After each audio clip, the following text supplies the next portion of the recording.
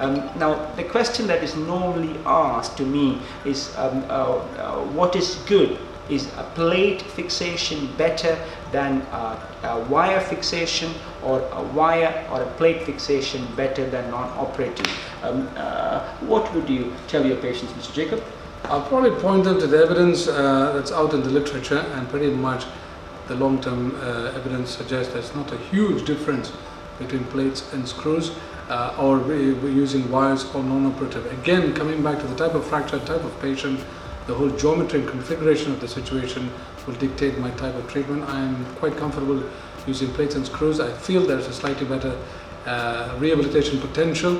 Obviously, one bears in mind the risk of infection, complications about tendon ruptures and irritation of the metalwork.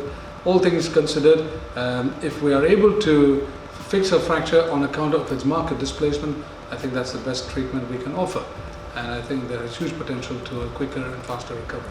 So the recovery with physiotherapy or hand therapy is quite crucial in wrist fractures, because they get stiff, as Mr. Jacob mentioned, and there are complications like chronic regional pain syndrome, where your hand gets very stiff.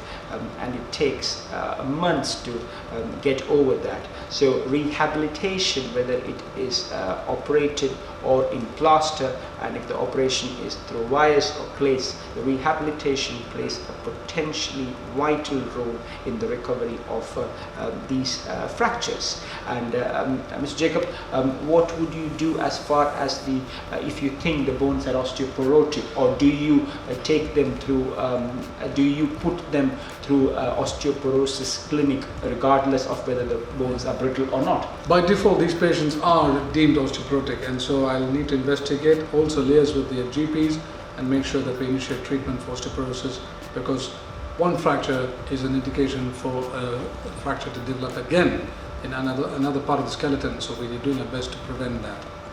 Anyhow, thank you for watching this short and succinct video on wrist fractures. Do trust you've enjoyed watching the video and added some information to your existing level of knowledge, and we hope you tune again.